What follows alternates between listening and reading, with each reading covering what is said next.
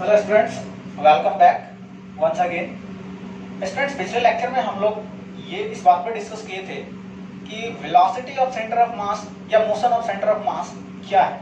Okay, और वहाँ पे हम लोगों ने थोड़ा सा मैं रिकैप करा देता हूँ। वहाँ पे हम लोगों ने क्या पढ़ा था कि velocity of centre of mass equals m1 v1 m2 v2 m3 v3 divided by m1 plus m2 plus m3 and so on. ये हम लोगों ने पढ़ा था। फिर उसी इक्वेशन को हम लोगों ने डिफरेंशिएट करके फोर्स की इक्वेशन ऑब्टेन की थी। ओके, और फिर हमने मोमेंटम और नेट एक्सटर्नल फोर्स के एक्सप्रेशन को ऑब्टेन किया था। तो मोमेंटम की टोटल एक्सप्रेशन क्या आई थी? Total mass into velocity of centre of mass is equal to p1 plus p2 plus p3 plus p3 plus p4 plus and so on. Okay, और उसके बाद हम लोगों ने एफ एक्सटर्नल के बारे में क्या लिखा था कि net external force is equal to mass, total mass of the system of the particles into acceleration of centre of mass. Okay, अब अगर नेट एक्सटर्नल फोर्स जीरो हो तो उससे क्या क्या कंक्लूजन निकलता है और उस पर कैसे क्वेश्चंस आते हैं, वो हम लोगों को आज डिस्कस करना है। तो देखो, पहली चीज है कि अगर एक्सटर्नल फोर्स जीरो हो तो सिस्टम ऑफ पार्टिकल्स के लिए एक्सटर्नल फोर्स अगर जीरो होता है तो उससे हमें क्या क्या पता चलता है। तो देखो, जैसे देखो मैंने क्या लिखा है कि if F net is equal to 0, तो उससे ये पता चल रहा है that implies velocity of center of mass is constant। अगर net force 0 हो तो velocity of center of mass क्या होगा? constant होगा। कैसे? तो अगर F net आप 0 करोगे तो acceleration क्या आएगा? F net अगर आप 0 करते हो तो acceleration क्या आएगा? 0 आएगा। और अगर acceleration से आपको velocity लानी है center of mass की, तो आप दोनों तरफ इंटीग्रेट करोगे तो आपको क्या मिलेगी? velocity constant मिलेगी। वैसे भी acceleration rate of change of velocity होता है, तो अगर एक्सेलरेशन जीरो है तो वेलोसिटी में कोई भी चेंजिंग नहीं आएगी। तो नेट एक्सटर्नल फोर्स जीरो होने का ये मतलब होता है कि velocity of centre of mass is constant. अब कांस्टेंट से दो कंक्लूजन निकलता है। अगर velocity of centre of mass constant हो तो उससे पहला कंक्लूजन ये निकलता है कि अगर सिस्टम ऑफ पार्टिकल्स की centre of mass initially rest में है तो वो बाद में भी रेस्ट में ही रहेगा, है? और अगर वो पहले से मोशन में है तो जिस वेलोसिटी के साथ वो मूव कर रही है तो वो बाद में भी अपनी वही वेलोसिटी को मेंटेन रखेगी, अपनी वेलोसिटी में कोई भी चेंज आने नहीं देगी। तो कांस्टेंट का ये दो कंक्लूजन निकलता है। ओके, तो देखो VCOM अगर कांस्टेंट है तो इससे क्या कंक्लूजन निकला? That implies if centre of mass was at rest then it will be at rest whereas the individual particles can move. Centre of mass अगर पहले से रेस्ट में था तो बाद में भी रेस्ट में रहेगा, लेकिन पार्टिकल अपना प्लेस चेंज कर सकती है। और इसमें हमने क्वेश्चन भी किया था कल कि एक पार्टिकल को इधर खिसका लिया था, दूसरे पार्टिकल को राइट की तरफ खिसका लिया था और सेंटर ऑफ मास फिर भी अपने प्रीवियस लोकेशन पे थी। ओके, इस तरह के हमने क्वेश्चंस किया था। तो पार्टिकल में डिस्प्लेसमेंट हो सकती है, पार्टिकल में मूवमेंट हो सकती है, लेकिन उस टोटल अरेंजमेंट की, उस टोटल पैटर्न की जो सेंटर ऑफ मास है वो हमेशा रेस्ट में ही रहेगा अगर वो पहले से रेस्ट में है। दूसरी कंक्लूजन कि अगर मान लो कि वो मूविंग है, सेंटर ऑफ मास पहले से मूविंग है, तो बाद में भी सेंटर ऑफ मास की वही वेलोसिटी होगी जितना कि पहले था, उसमें कोई चेंजिंग नहीं आनी है। हाँ, फिर से उसकी इंडिविजुअल पार्टिकल की वेलोसिटी बदल सकती है। जैसे हम लोगों ने कुछ क्वेश्चंस ट्रू फॉल्स किए थे, तो क्या सेंटर ऑफ मास अगर जीरो हो तो इसका क्या मतलब ये निकलता है कि V1 V2 V3 V4 सब जीरो? नहीं, V1 V2 V3 V4 मे और मे नॉट बी जीरो। हाँ, अगर सेंटर ऑफ मास जीरो है तो इसका एक कतई मतलब नहीं है कि सारे पार्टिकल की वेलोसिटी जीरो हो। अगर एक्सेलरेशन जीरो हो सेंटर ऑफ मास की तो इसका कतई मतलब नहीं है कि सारे पार्टिकल्स के एक्सेलरेशन जीरो हो।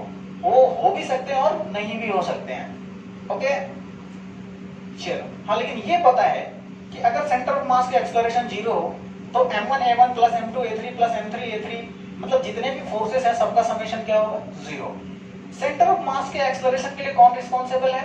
तो सेंटर ऑफ मास के एक्सेलरेशन के लिए सिर्फ और सिर्फ एक्सटर्नल फोर्स रिस्पॉन्सिबल है। इंटरनल फोर्स सेंटर ऑफ मास में कोई भी एक्सेलरेशन प्रोड्यूस नहीं कर सकता है।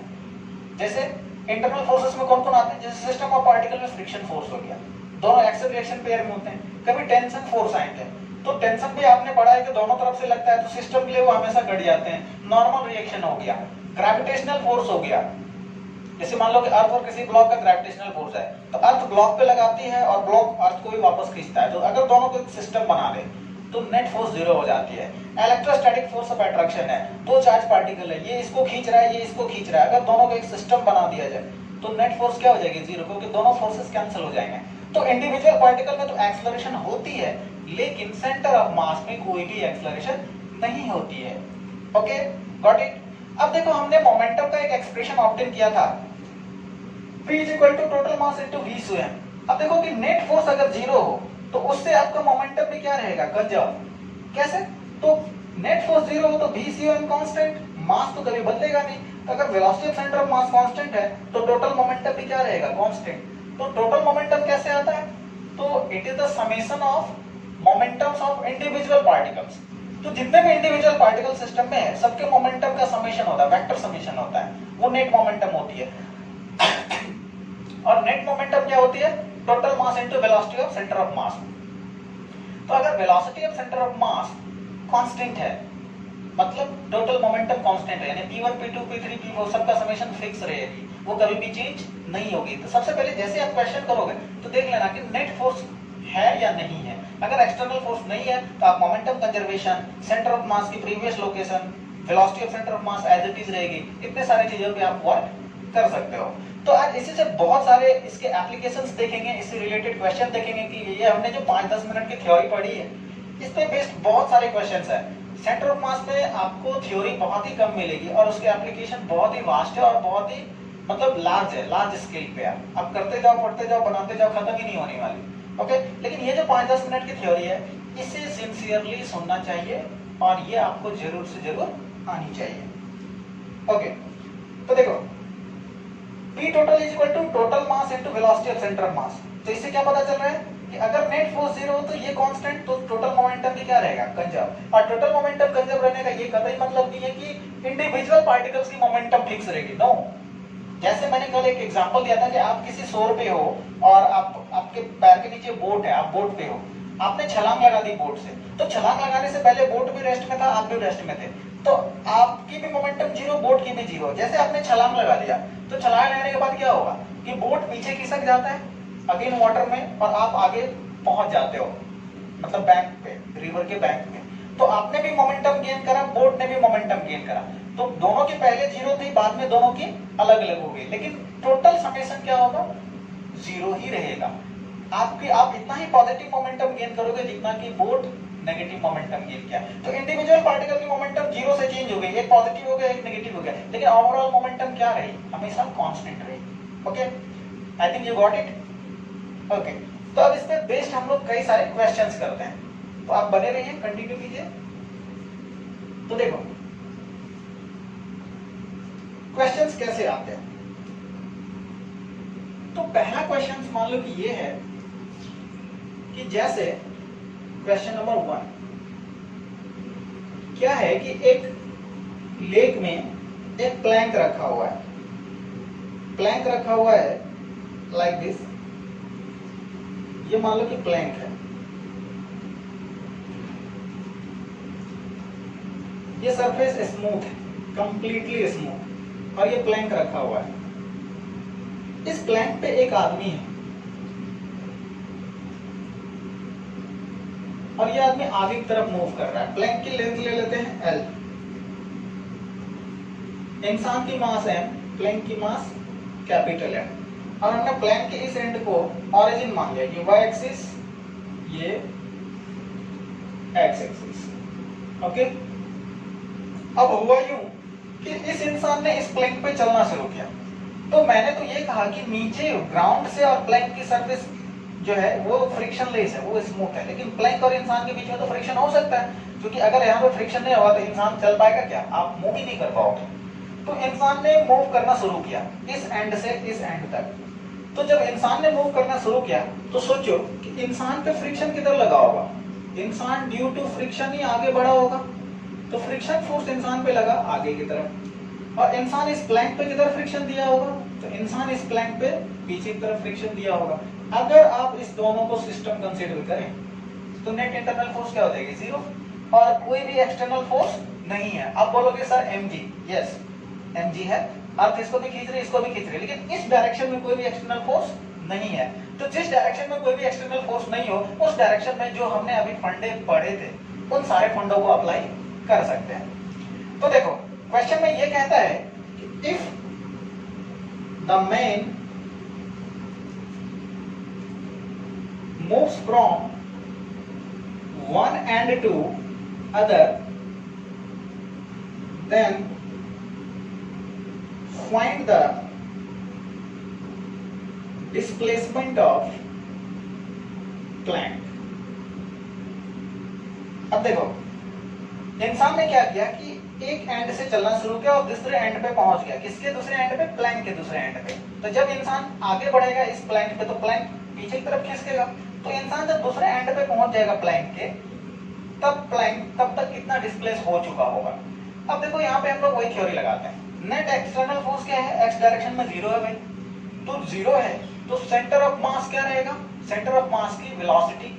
नेट एक्सटर्नल फोर्स 0 है तो पहले सबसे पहले एक्सेलरेशन के बारे में सोचो।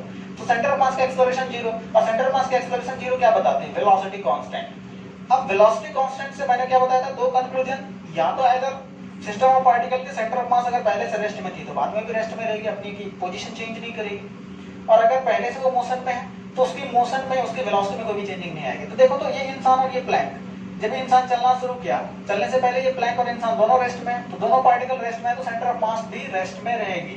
ओके, तो अब ये इंसान चलना शुरू किया तो इस इंसान में भी कुछ ना कुछ वेलोसिटी होगी या कुछ ना कुछ इसमें डिस्प्लेसमेंट होगा और इसमें भी डिस्प्लेसमेंट होगा, लेकिन सेंटर ऑफ मास पहले से रेस्ट में थी तो बाद में भी अपनी पोजीशन चेंज नहीं करेगी। तो उसी कॉन्सेप्ट से हम लोग डिस्प्लेसमेंट ऑब्टेन करते हैं। तो देखो आगे क्या होता है।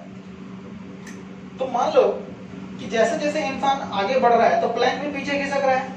मतलब आप इस प्लैंक पे यहां से यहां पहुंचे, प्लैंक अपने आप थोड़ा सा खिसक गया, फिर आप आगे बढ़े, फिर प्लैंक खिसक गया, फिर आप आगे बढ़े, फिर प्लैंक खिसक गया।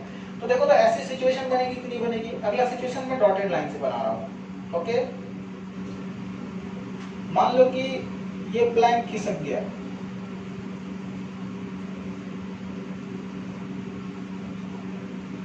ये प्लैंक खिसक गया और इंसान इस एंड पे यहां पे पहुंच गया, क्योंकि प्लैंक भी पीछे खिसक रहा है और इंसान आगे आ रहा है। तो सपोज करते हैं कि प्लैंक की डिस्प्लेसमेंट कितनी है? x है कि नहीं है? और प्लैंक की लेंथ तो हमेशा कांस्टेंट रहेगी। तो मतलब इंसान यहां से यहां चला, तो अगर ये x है, टोटल यहां से डॉटेड लाइन की लेंथ कितनी होगी? l। तो इसका मतलब इंसान कितना चला? l माइनस x चला कि नहीं चला? ओके, तो हमें पता है कि dxcom is equal to m1 dx1 plus m2 dx2 upon m1 plus m2। अब देखो सेंटर ऑफ मास में कोई डिस्प्लेसमेंट नहीं होगी, ये 0।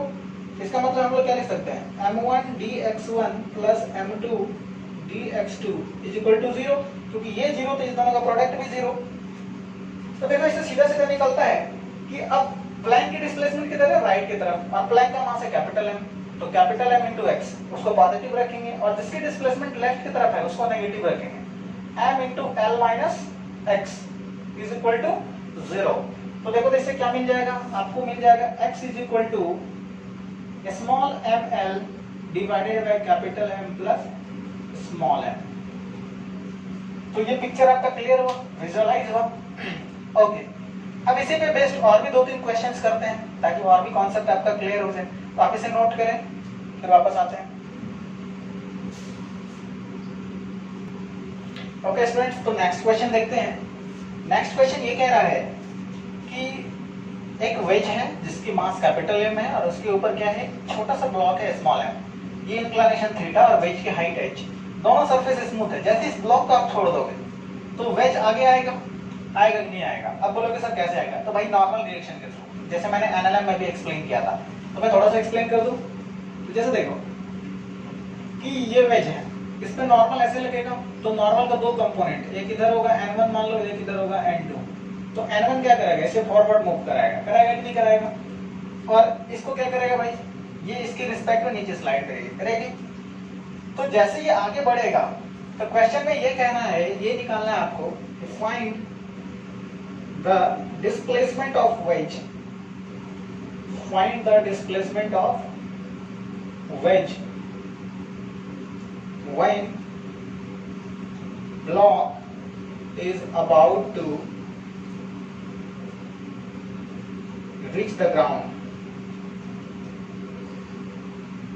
जब ब्लॉक ग्राउंड के पास पहुंचने ही वाला हो, just about to reach the ground, तो मान लो कि यानी इस एंड से इस सिचुएशन पे आ जाएगा।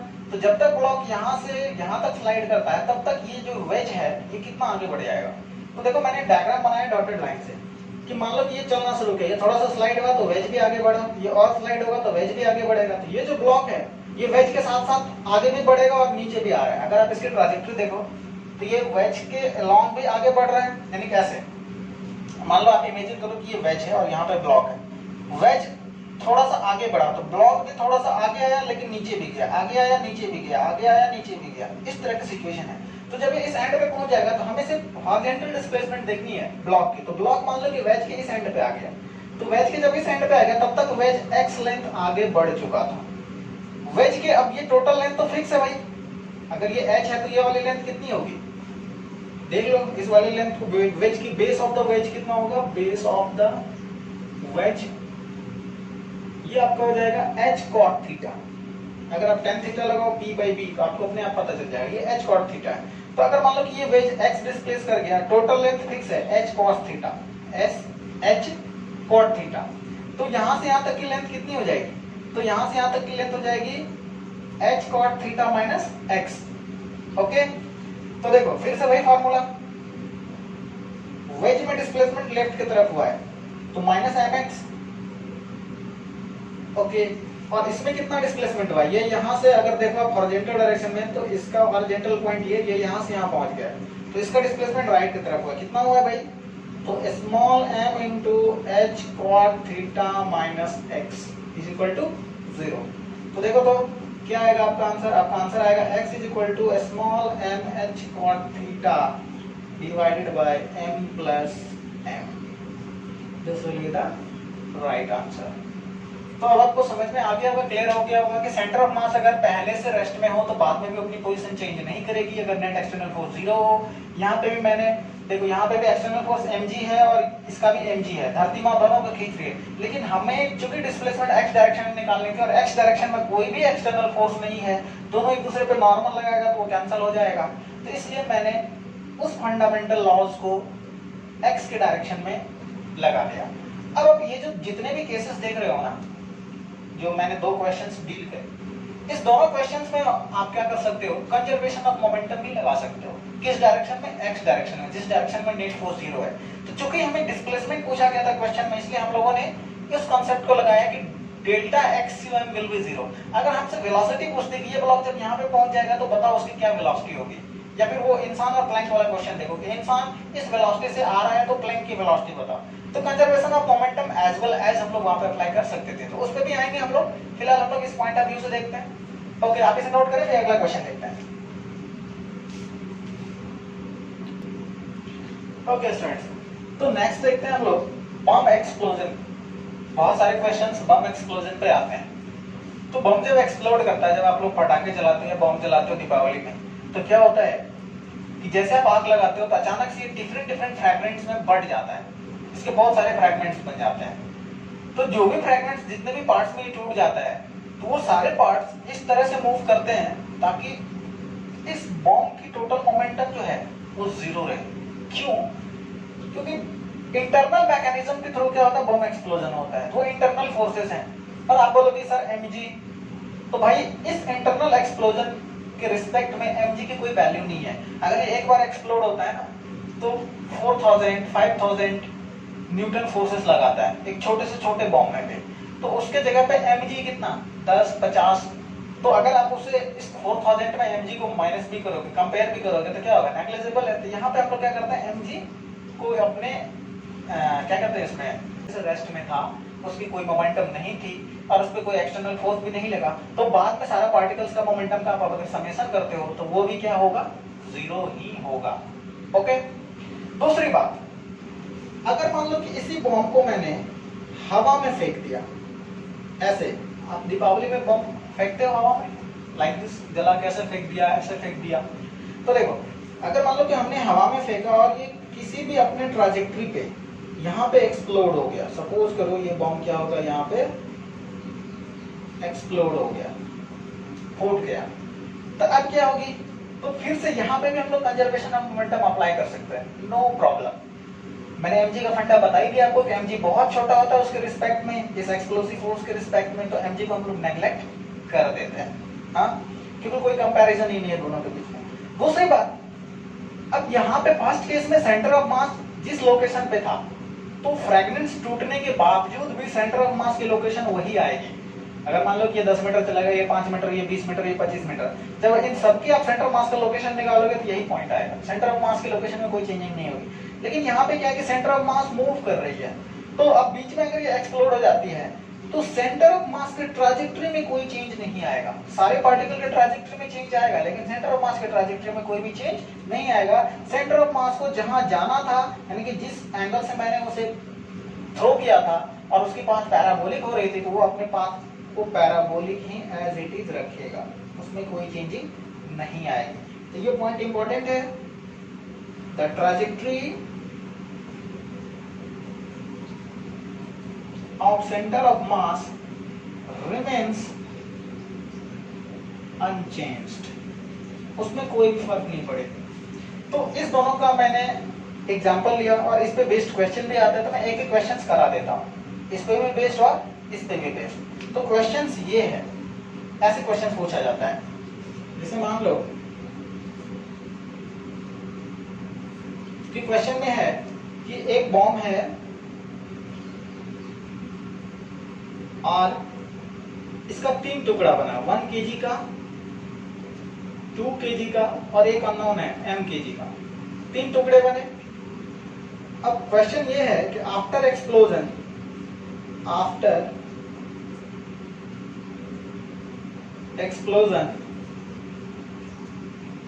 1 kg moves with 12 meter per second and 2 kg moves with 8 meter per second। 1 kg जो है 12 मीटर पर सेकंड से जाता है और 2 kg 8 मीटर पर सेकंड से जाता है। in such a way that the velocity of both particle is perpendicular to each other। यानी ये दोनों इस तरह से टूटते हैं कि दोनों की वेलोसिटी क्या है, एक दूसरे के ऊपर परपेंडिकुलर है, यानी एक दूसरे से 90 डिग्री का कोण बनाता है। ओके, तो क्वेश्चन में हमें फाइंड क्या करना है, find the third mass if velocity of third mass is 40 metre per second. तीसरे मास की वेलोसिटी पता है, उसकी मास कैलकुलेट करनी है, तो आप यहाँ पे कंजर्वेशन ऑफ मोमेंटम अप्लाई कर सकते हो, ऑब्वियस सी बात है। तो देखो, मान लेते हैं कि ये बॉम्ब एक्सप्लोड हुआ और इसके 3 टुकड़े बने। अगर ये दोनों परपेंडिकुलर हैं तो क्यों ना हम किसी भी आर्बिट्री डायरेक्शन में परपेंडिकुलर मान लेते हैं, तो हमारे लिए अच्छा होगा कि हम 1 kg को एक्स एक्सिस की तरफ मान लें।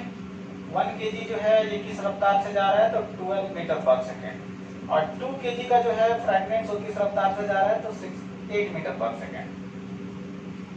ओके, तो इनिशियल मोमेंटम इसकी क्या है, बॉम्ब की 0, तो फाइनल मोमेंटम भी सारे पार्टिकल्स की समेशन क्या होगी, 0, क्योंकि कोई एक्सटर्नल फोर्स नहीं है। तो देखो, इस पहला पार्टिकल की मोमेंटम 12I होगा, दूसरा का 16J, ओके, और तीसरा का मोमेंटम नहीं पता, तो तीसरा की मास है मान लेते हैं m और वेलोसिटी कितनी है 40 मीटर पर सेकेंड, ठीक है ना। तो तीसरा का मोमेंटम मान लो पहले p, सबकी मोमेंटम का समेशन क्या होगा 0। अब आप देखो तो p vector is equal to आप क्या लिखोगे, -12y + 16j नेगेटिव में। तो अगर दोनों की मैग्नीट्यूड अगर हम लोग लेते हैं तो p की मैग्नीट्यूड कितनी होगी भाई, तो p की मैग्नीट्यूड होगी √144 + 256, तो p की मैग्नीट्यूड कितनी आ गई 20 kg मीटर पर सेकेंड, ये 400 होगा, 400 का √20। अब देखो कि p की मैग्नीट्यूड क्या लिखोगे आप, मास m है, वेलोसिटी 40 मीटर पर सेकेंड है, तो 40 × m = 20, देयरफॉर m = 1/2 kg। तो ये आ गया आपका थर्ड मास। ओके, आप इसे नोट करें, फिर अगले क्वेश्चन पे आते हैं। ओके स्टूडेंट्स, तो नेक्स्ट क्वेश्चन ये है कि एक बॉम्ब है जिसे कि 100 मीटर पर सेकंड की रफ्तार से 37 डिग्री एंगल के साथ फेंका गया, 37 डिग्री एंगल के साथ मतलब फेंक दिया गया। ओके, अब कहता है कि and it explode at maximum height into two parts, maximum height पे वो दो पार्ट में टूट जाता है, okay, such that the their mass ratio is 1:3, और वो जो टूटता है उसकी मास रेशियो कितनी होती है 1:3। अब कहता है कि the small parts comes into rest just after explosion, फूटते ही स्मॉल पार्ट्स जो है, जो लाइटर मास है, वो जस्ट रेस्ट में आ जाता है उसी जगह पे। मतलब अगर वो रेस्ट में आएगा मैक्सिमम हाइट पे तो सीधा सीधा वो वर्टिकली डाउनवर्ड आगे गिर जाएगा नीचे की तरफ। कहता है कि then find the location of another parts with respect to the point of projection, जिस पॉइंट से हमने प्रोजेक्ट किया था उस पॉइंट के रिस्पेक्ट में दूसरे पार्टिकल जो हैवियर मास है वो कहां पे जाके गिरेगा, उसकी क्या लोकेशन होगी। आइए करते हैं इस क्वेश्चन को। तो हमने 37 डिग्री एंगल से फेंका, तो 37 डिग्री एंगल से फेंका तो क्या बनेगा, प्रोजेक्टाइल बनेगा। और मान लो कि ये मैक्सिमम हाइट है और यहाँ पे वो एक्सप्लोड हो गया, तो यहाँ पे जब एक्सप्लोड होगा तो दो टुकड़े में टूट गया, तो हम लोग पहला का मास मान लेते हैं 1:3 है ना, तो m/3m मान ले, पहला मास मान लेते हैं lighter 1 is equal to m और heavier 1 is equal to 3m। अब यहाँ पे एक्सप्लोड हो गया और ये एंगल कितना है 37 डिग्री, और इसकी रफ्तार कितनी है भाई पॉइंट ऑफ प्रोजेक्शन की, तो 100 मीटर पर सेकंड से मैंने इसे प्रोजेक्ट किया। अब ध्यान से देखो, हमें सिर्फ लोकेशन चाहिए थी, तो लाइटर 1 जो रेस्ट में आ गया यानी कि m जस्ट इसके नीचे गिर जाएगा, m यहाँ पे गिर जाएगा। अब अगर ये एक्सप्लोड हुआ है तो एक्सप्लोजन से क्या ट्राजेक्टरी की, सेंटर ऑफ मास की ट्राजेक्टरी में कोई चेंजिंग आएगा, तो कोई चेंजिंग नहीं आएगा। सेंटर ऑफ मास को पहले यहाँ पे गिरना था और बाद में भी सेंटर ऑफ मास कहाँ पे गिरेगा, सेंटर ऑफ मास यहीं पे गिरेगा, सेंटर ऑफ मास की लोकेशन यहीं होगी। तो अब थर्ड पार्टिकल जो दूसरा पार्टिकल है उसकी लोकेशन नहीं पता, तो मान लेते हैं उसकी लोकेशन कहीं और हो, ओके, तो उसकी लोकेशन कहीं पे भी आर्बिट्री जगह पे मान लेते हैं, वो कितना है 3m मास का है। तो देखो तो XCOM बराबर हम लोग क्या लिखते हैं m1x1 plus m2x2 upon m1 plus m2, और XCOM की लोकेशन हमें पता है कि भाई वो रेंज पे जाके ही गिरेगा, इसके रिस्पेक्ट में वो कहां पे जाके गिरेगा, रेंज पे। तो रेंज हम लोग निकाल सकते हैं भाई, रेंज कितना है, तो u स्क्वायर साइन 2 थीटा, यानी कि u कह लो u into horizontal component into vertical component, u cos theta u sin theta into 2 upon g। देखो 100 के अंदर कंपोनेंट कितना हो जाएगा 100 cos 37, तो cos 37 4/5, तो 100 इंटू 4/5, तो 100 इंटू 4/5 कितना हो जाएगा 80, इधर हो गया 80 मीटर पर सेकेंड और इधर कितना हो गया 60 मीटर पर सेकेंड हो गया। आप रेंज निकाल लो, तो रेंज जो होता है वो होता है y डायरेक्शन की वेलोसिटी इनटू x डायरेक्शन की वेलोसिटी इनटू 2 अपॉन g। आप u का sin 2 थीटा अपॉन g बढ़े, तो sin 2 थीटा क्या होता है 2 sin theta into cos theta, तो u sin theta vertical component u cos theta horizontal component और आगे में 2, तो इतना हो गया। ये XCOM की लोकेशन हो गई। m1 x1 पहला मास हमने क्या माना था m, और उसकी लोकेशन कहां पे है, तो देखो अगर ये एग्जैक्ट यहाँ पे गिरेगा तो ये रेंज का हाफ होगा r/2। चलो अभी r ही रहने देते हैं, ज्यादा बेटर होगा, r/2। दूसरा की लोकेशन नहीं पता, दूसरा की मास है 3m और लोकेशन है x2, ओके, टोटल मास कितना हो जाएगा m plus 3m that is 4m। तो देखो तो 4mr इज इक्वल टू कितना हो गया mr/2 plus 3m into x2। तो 4 में से अगर हाफ को घटा दोगे तो कितना बचेगा भाई 7mr/2, नहीं बचेगा, इज इक्वल टू 3mx2। देखो mm कैंसिल हो गया, तो 7r/6 is equal to x2। Put the value of r, तो व्हाट इज r, तो r will be 80 into 60 into 2, 2 into 80 into 60 upon 10, खत्म हो गया। तो 16 6 जा 96 यानी कि 960 मीटर, तो 7 into 960 upon 6 तो ये हो गया 160,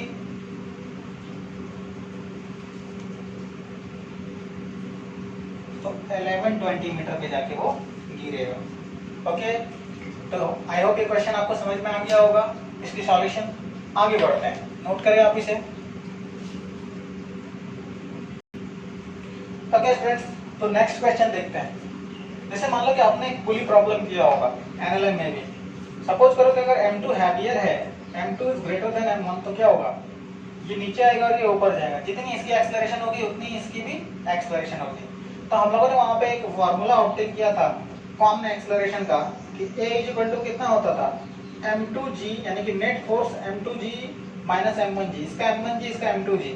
तो बड़े वाले से में से छोटे वाले फोर्स को घटा देते थे, divided upon total mass m1 plus m2। तो ये फार्मूला आता था m2 minus m1 into g upon m1 plus m2। अब देखो इस क्वेश्चन में क्या कह रहा है, इस क्वेश्चन में सेंटर ऑफ मास की एक्सेलरेशन पूछी जा रही है, इस ब्लॉक की या इस ब्लॉक की एक्सेलरेशन नहीं पूछी जा रही है। तो सेंटर ऑफ मास की एक्सेलरेशन क्या होगी, तो हमने जो ये एक्सेलरेशन फाइंड किया है ये क्या है, इस ब्लॉक की एक्सेलरेशन है, दोनों ब्लॉक की कॉमन एक्सेलरेशन है। ओके, तो सेंटर ऑफ मास की एक्सेलरेशन क्या होती है, ACOM is equal to m1a1 plus m2a2 upon m1 plus m2, और वो भी एक्सेलरेशन a1 a2 क्या होगा, वेक्टर समेशन। तो देखो, तो अगर मैं इसे a1 मानूं तो इसको पॉजिटिव मानेंगे और इसको नेगेटिव मानेंगे, तो क्या होगा, m1 a1, तो a1 की जगह पे a, okay,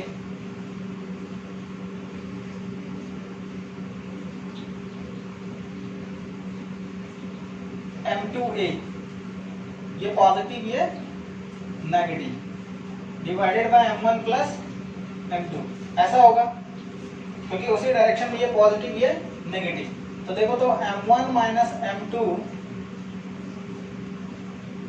m1 plus m2 into a, और कॉमन एक्सेलरेशन क्या था भाई, m2 minus m1 upon m1 plus m2 into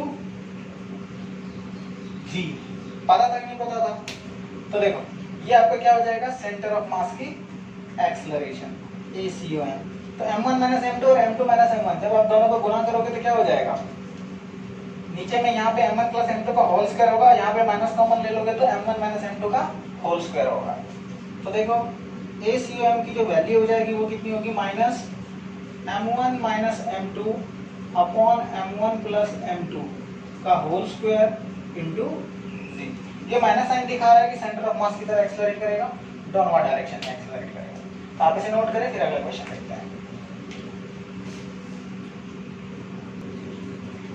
okay students, तो नेक्स्ट क्वेश्चन देखते हैं हम लोग, problem based on conservation of momentum. अभी तक हम लोग सेंटर ऑफ मास पे और उसकी लोकेशन, उसकी पोजीशन पे बेस्ड क्वेश्चंस कर रहे थे। अब हम लोग क्या पढ़ेंगे, अब आगे कंजर्वेशन ऑफ मोमेंटम पे बेस्ड क्वेश्चंस करेंगे। ओके, तो देखो actually centre of mass chapter में तीन ही कैटेगरी के प्रॉब्लम्स होते हैं। एक होते हैं आपका जो मैंने पहला कराया, location of centre of mass, location of centre of मास हो गया, and it's displacement, centre of मास से क्या डिस्प्लेसमेंट होगी, वो रेस्ट में रहेगा या कहाँ रहेगा। ओके, इस पे बेस्ड प्रॉब्लम हो गई।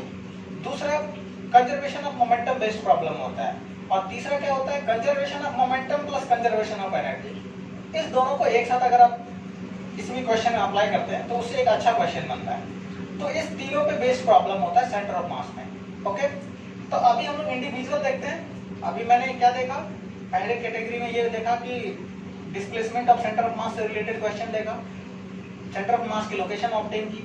अब मैं कंजर्वेशन ऑफ मोमेंटम पे बेस्ड क्वेश्चन कराऊंगा दो तीन, फिर उसके बाद हम लोग क्या करेंगे, मिक्स्ड क्वेश्चन करेंगे। तो देखो अगला क्वेश्चन कंजर्वेशन ऑफ मोमेंटम पे क्या है कि एक इंसान है जो कांस्टेंट वेलोसिटी u के साथ जा रहा है, और u is the velocity with respect to plank, वो प्लैंक के रिस्पेक्ट में वेलोसिटी है।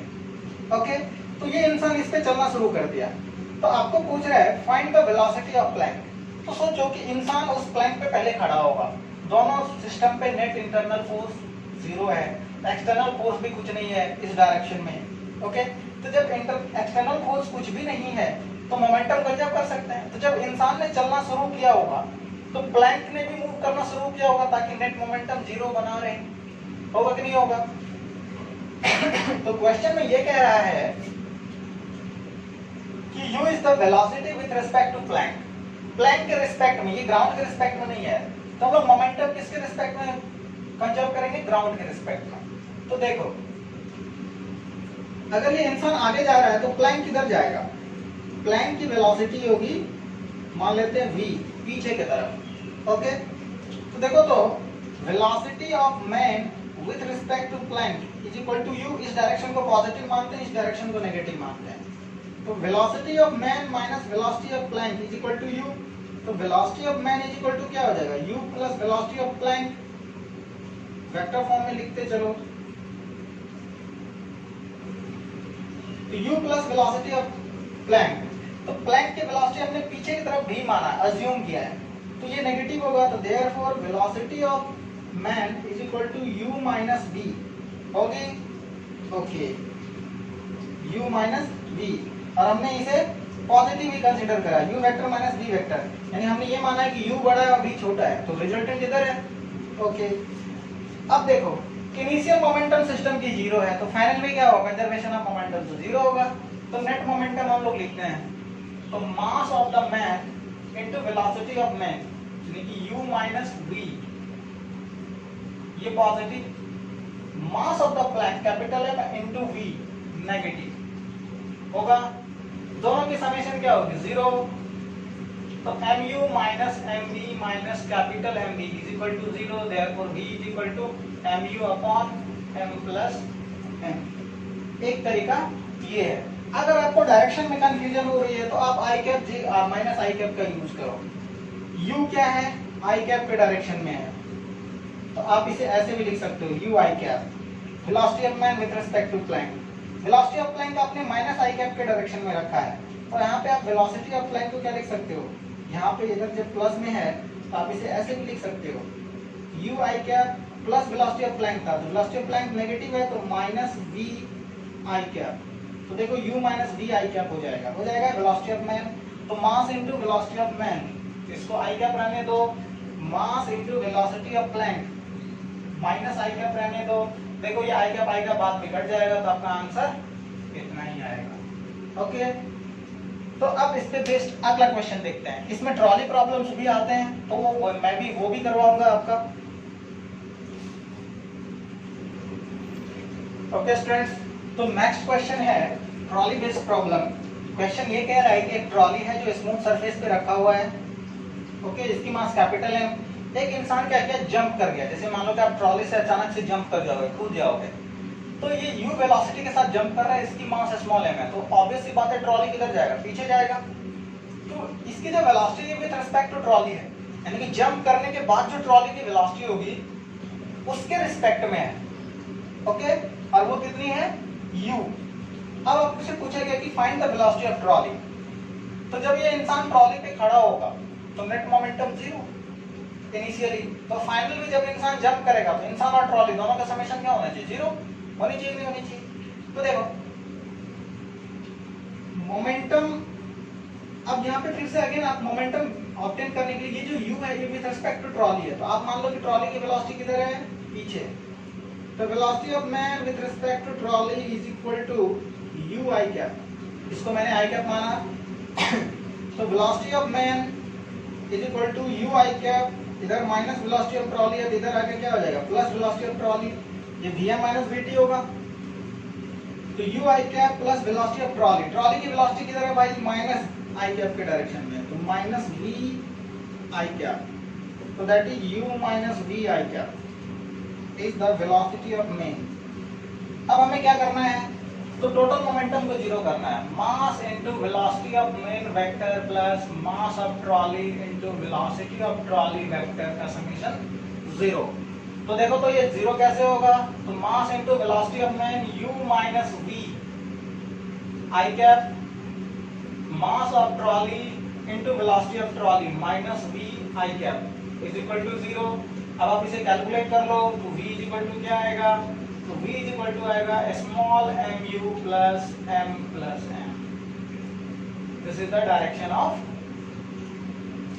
ट्रॉली, और ये जो डायरेक्शन है मैंने पीछे की तरफ माना है, तो ये इस मैग्नीट्यूड से माइनस i कैप के डायरेक्शन में जाएगा। आप चाहो तो इसे आई कैप के टर्म में भी सॉल्व कर सकते हो। एम यू आई कैप, इधर एम वी आई कैप हो जाएगा, इधर minus M we I cap, तो आई कैप को कॉमन ले लेना तो अपने आप ऑटोमेटिक आंसर आ जाएगा आई कैप के टर्म में, माइनस आई कैप के टर्म में। तो आप इसे नोट करें, फिर अगला क्वेश्चन करते हैं।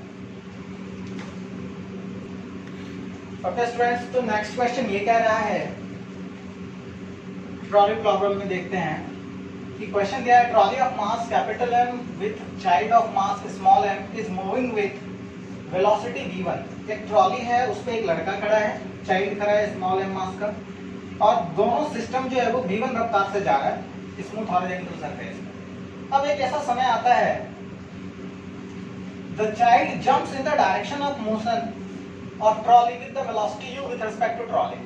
अब इस लड़के की मन में क्या आता है, ये क्या कर लेता है, जंप कर लेता है, ट्रॉली से जंप कर लिया। मैंने सेकंड सिचुएशन बनाया है, आफ्टर जंप और बिफोर जंप।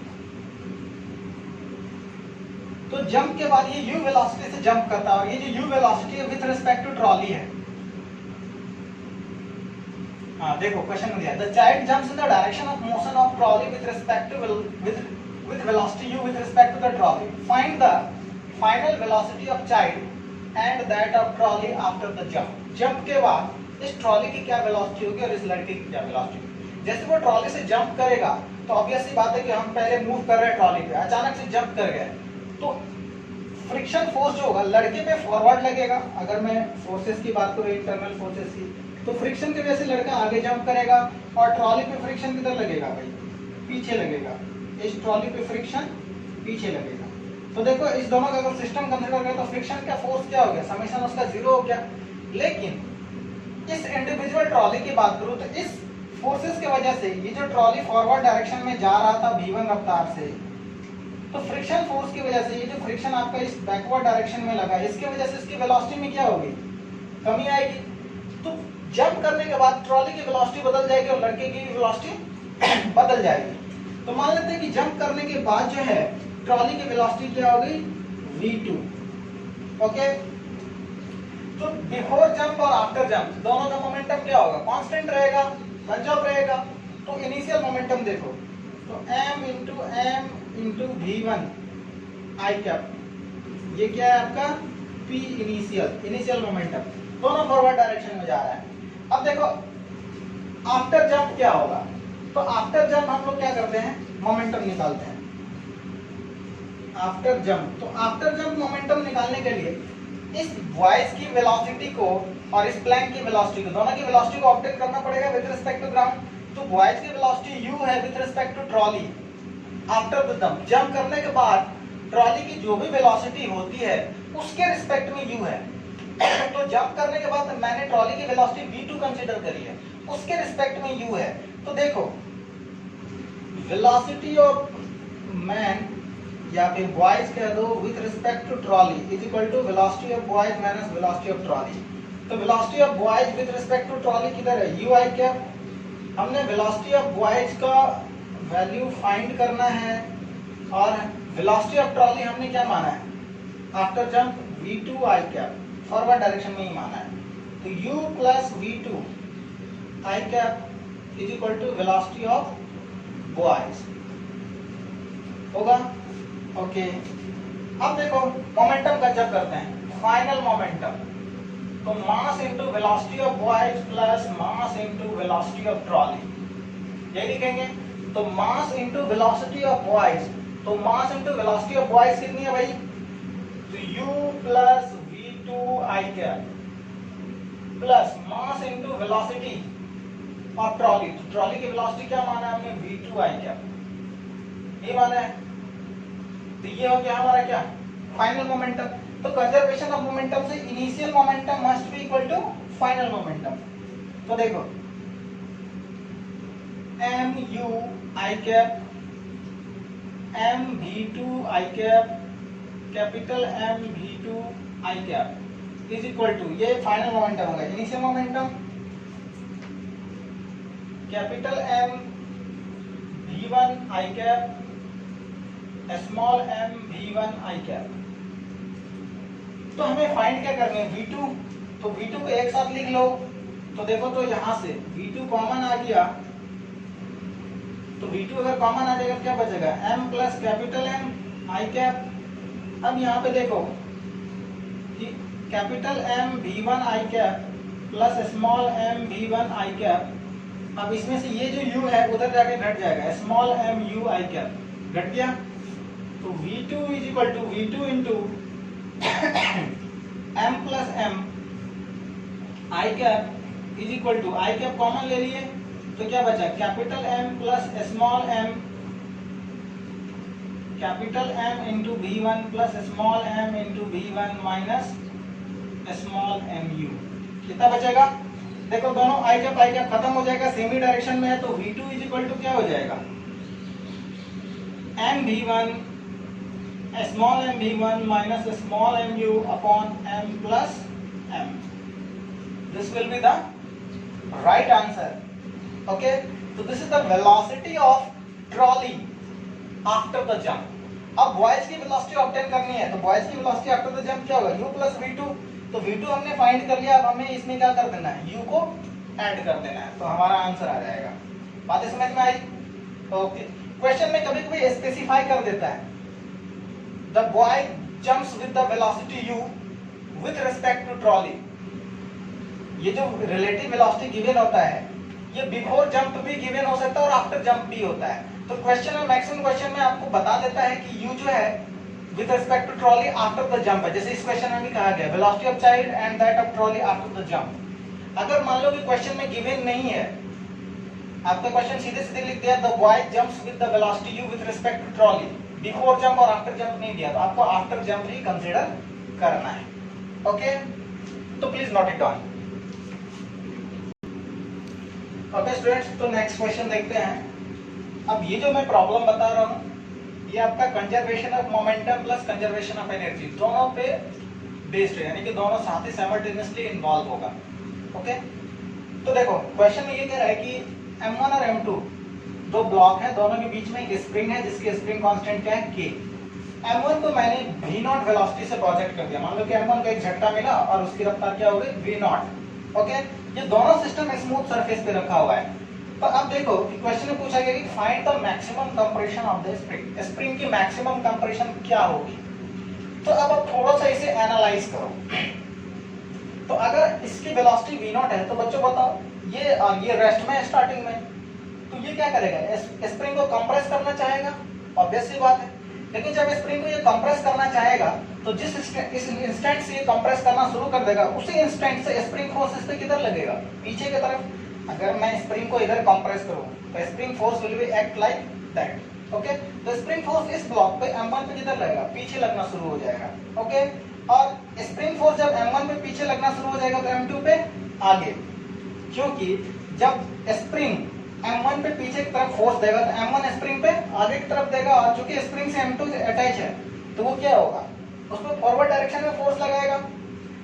तो अगर मैं इसे अभी भी सिस्टम मानूं, तो देखो नेट फोर्स तो अभी भी जीरो है, स्प्रिंग फोर्स कैंसिल हो जाएगा। लेकिन ये जो स्प्रिंग फोर्स है m1 पे एक्ट कर रहा है, वो m1 की वेलोसिटी समय के साथ साथ क्या करेगा, घटाएगा, डिक्रीजेस द वेलोसिटी।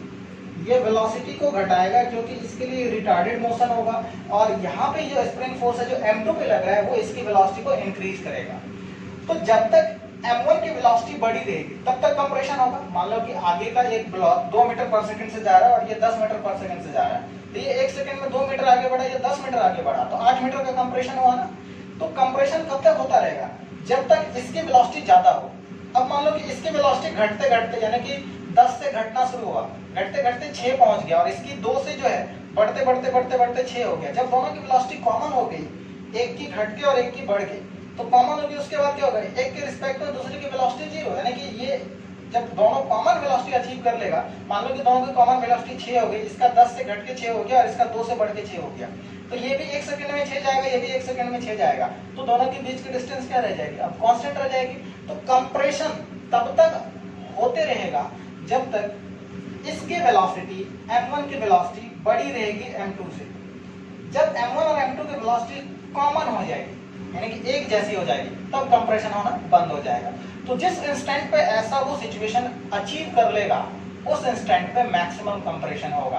तो at the time of maximum compression हम लोग क्या कह सकते हैं, at the time of maximum compression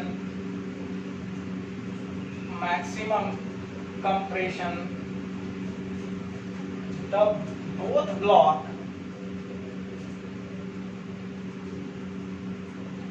moves with same velocity।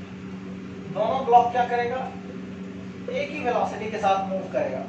Okay, तो देखो सेम वेलोसिटी के साथ अगर मूव किया तो क्या होगा, तो मान लेते हैं कि let v is the common velocity, दोनों की कॉमन वेलोसिटी को v मानते हैं, तो v की वैल्यू फाइंड करनी पड़ेगी। तो अब देखो कि आप हर एक स्टेप में कंजर्वेशन ऑफ मोमेंटम लगा सकते हो। अभी भी सिस्टम पे नेट फोर्स 0 है। ओके, और जब कॉमन वेलोसिटी अचीव करेगा तो भी स्प्रिंग फोर्स एक दूसरे को कैंसिल कर देंगे। तो आप कंजर्वेशन ऑफ मोमेंटम स्टार्टिंग में t इक्वल 0 पे और जब वो कॉमन वेलोसिटी अचीव कर लिया तब भी लगा सकते हो। तो इनिशियल मोमेंटम देखो, इसकी मोमेंटम 0, इसकी m1 v0, इनिशियल मोमेंटम हो गया m1 v0। फाइनल मोमेंटम, तो दोनों इस डायरेक्शन में सेम वेलोसिटी अचीव कर लिया, तो m1 plus m2 into v। तो initial momentum is equal to final momentum, तो v क्या आ जाएगा, m1 v0 m1 plus m2। This is the common velocity. ये कॉमन वेलोसिटी दोनों प्लैंक ने अचीव कर ली। यानी कि प्लैंक की सिचुएशन कैसी हो जाएगी, तो प्लैंक की सिचुएशन ऐसी हो जाएगी कि जितना कंप्रेस होना था उतना कंप्रेस हो लिया।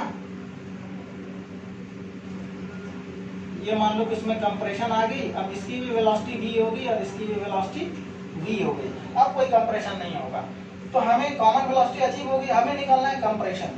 तो अब क्या लगाते हैं, तो मैकेनिकल एनर्जी कंजर्वेशन लगा दो। मैकेनिकल एनर्जी कंजर्वेशन क्यों इसलिए लगा सकते हैं क्योंकि यहाँ पे फ्रिक्शन नहीं है, नॉन कंजर्वेटिव नहीं है। Spring force is a conservative force. तो हम लोग कंजर्वेशन ऑफ मैकेनिकल एनर्जी क्या जानते हैं, तो डेल्टा के काइनेटिक एनर्जी में चेंज प्लस पोटेंशियल एनर्जी में चेंज, जो delta U is equal to 0। या आपने ये भी पढ़ा होगा initial kinetic energy plus initial potential energy is equal to final kinetic energy plus final potential energy पढ़ा होगा। पोटेंशियल प्लस काइनेटिक दोनों की समेशन क्या होती है, कांस्टेंट होती है किसी भी एक इंस्टेंट पे। तो ओके, आगे इसे सॉल्व करते हैं।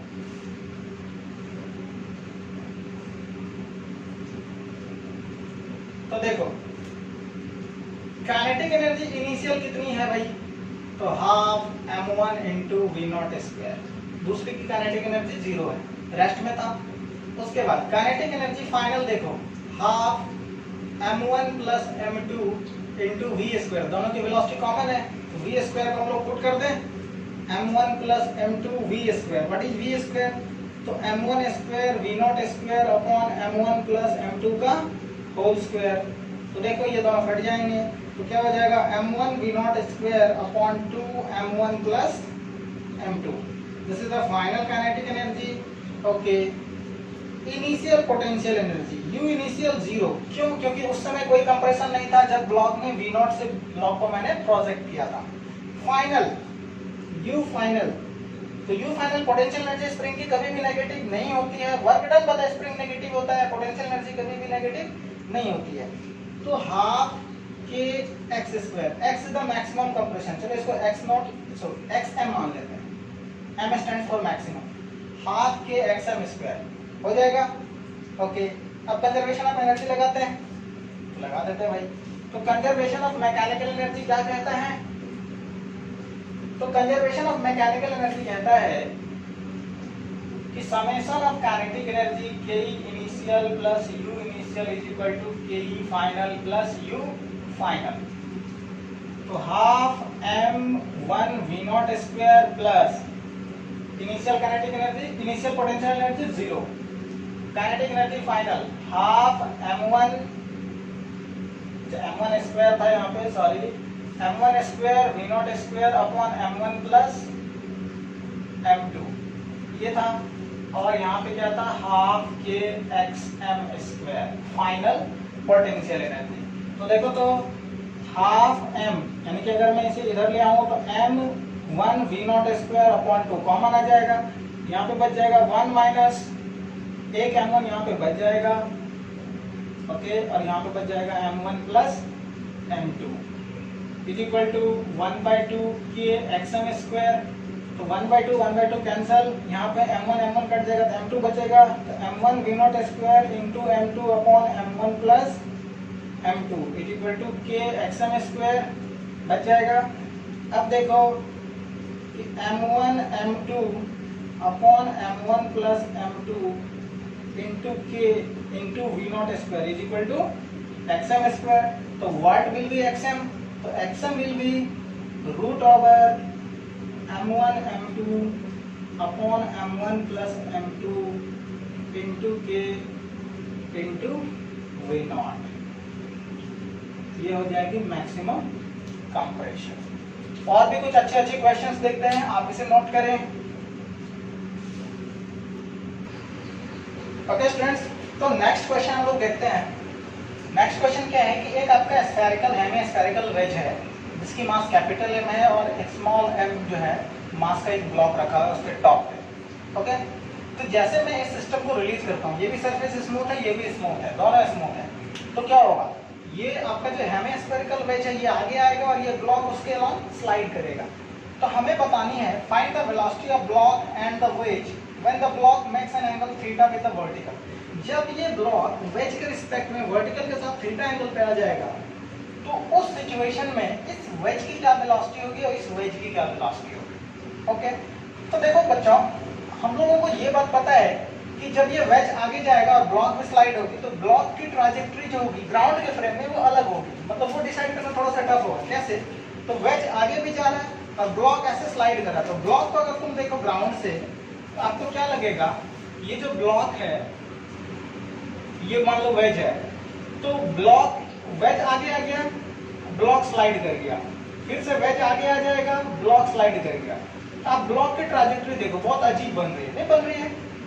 तो हम लोग ये डिसाइड कर सकते हैं कि इस वेज के रिस्पेक्ट में जो ब्लॉक की वेलोसिटी होगी वो अलोंग द कर्व होगी। तो हम लोग सबसे पहले क्या मान लेंगे, रिलेटिव वेलोसिटी मान लेंगे। ओके, कि ये जो ब्लॉक है उसकी रिलेटिव वेलोसिटी u है with respect to wedge. Okay, then अब मोमेंटम कंजर्व करते हैं। तो इनिशियली इस सिस्टम को जब हमने रिलीज किया था तो ये भी रेस्ट में था, ये भी रेस्ट में था, तो इनिशियल मोमेंटम 0, तो फाइनल मोमेंटम भी 0 होगा।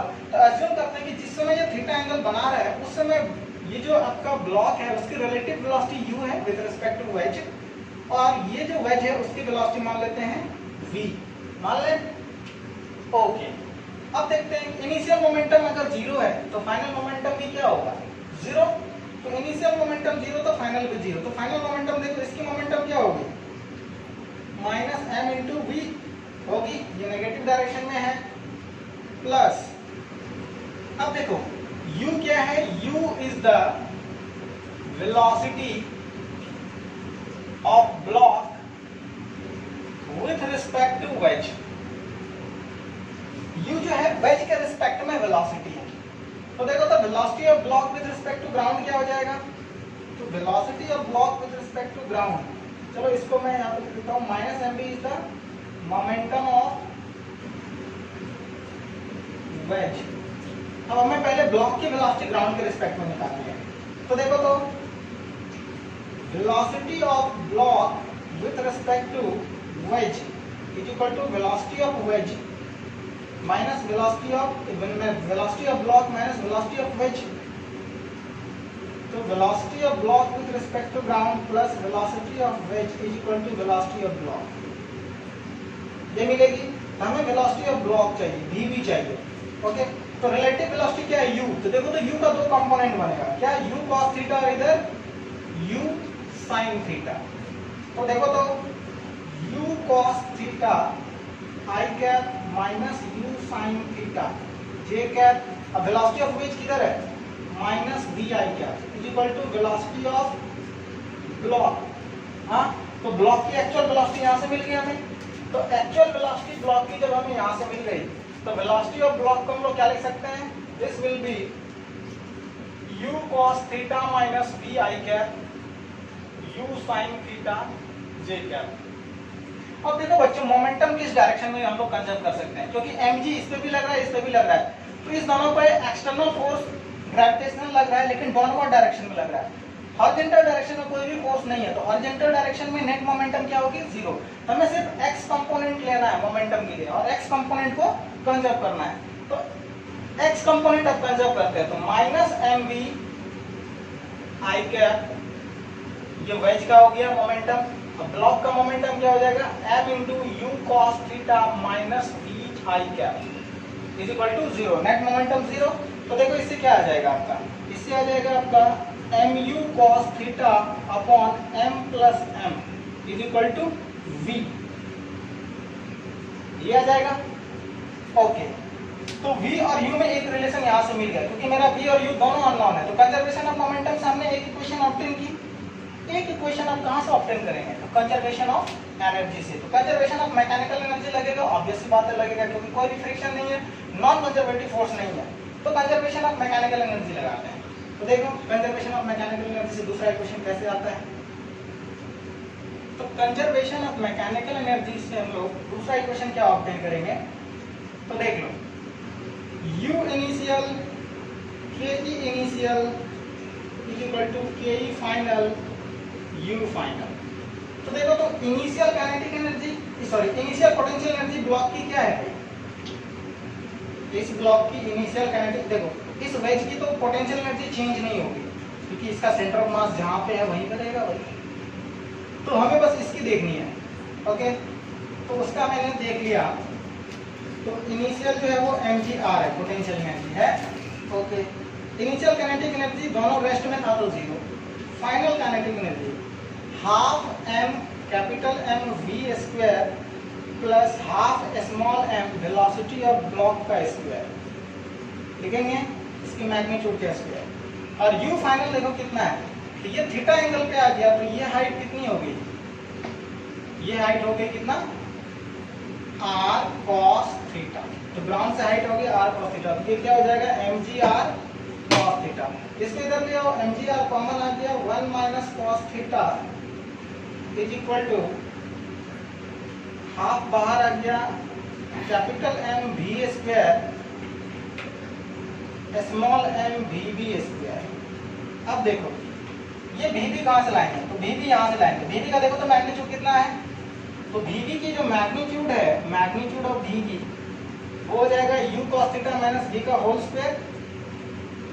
तो u cos theta minus v का whole square plus u sin square theta, u square sin square theta. अब आप इसे सॉल्व करोगे तो एक u square cos square theta आएगा, एक u square sin square theta आएगा। तो v की मैग्नीट्यूड हो जाएगी sin स्क्वायर cos स्क्वायर 1, तो u स्क्वायर बचेगा, एक v स्क्वायर बचेगा, एक 2u v cos थीटा बचेगा। ये v की मैग्नीट्यूड होगी। इस v की मैग्नीट्यूड को हम लोग यहाँ पुट करते हैं। तो mgr 1 minus cos theta is equal to half capital M v square. अब यहाँ पे v स्क्वायर को क्या लिखोगे? Half small m u square plus v square minus 2u v cos theta. अब देखो दूसरा इक्वेशन मैंने यहां से ऑब्टेन किया, put v equals mu cos theta, v equals mu cos theta upon m plus m। जैसे आप v इक्वल्स यहाँ पे पुट करोगे, जहां जहां v है, तो टोटल इक्वेशन u के टर्म में आ जाएगी। ओके, तो टोटल इक्वेशन जैसे u के टर्म में आ जाएगी, अब आप उस इक्वेशन को क्या कर लेंगे? सॉल्व कर लेंगे। थोड़ा सा कॉम्प्लेक्स इक्वेशन आएगा, लेकिन आप सॉल्व कर सकते हैं। तो आप इसे सॉल्व करके क्या कर लेंगे? आंसर ले आएंगे। तो जब भी इस तरह के क्वेश्चंस होती है, थोड़े क्रिटिकल क्वेश्चंस होते हैं, तो आप इसे इस मेथड से सॉल्व करेंगे तो आसान होगा। ओके, तो आज के लिए इतना ही। अगले क्लास में हम लोग मिलेंगे, जिसमें हम लोग डिस्कस करेंगे कॉलिजन। तो सेंटर ऑफ मास लगभग समाप्त हो गया, फिर हम लोग कॉलिजन पढ़ के रॉकेट प्रॉब्लम करके वेरिएबल मास पढ़ के खत्म कर लेंगे। ओके, तब तक के लिए बेस्ट ऑफ लक, पढ़ते रहिए।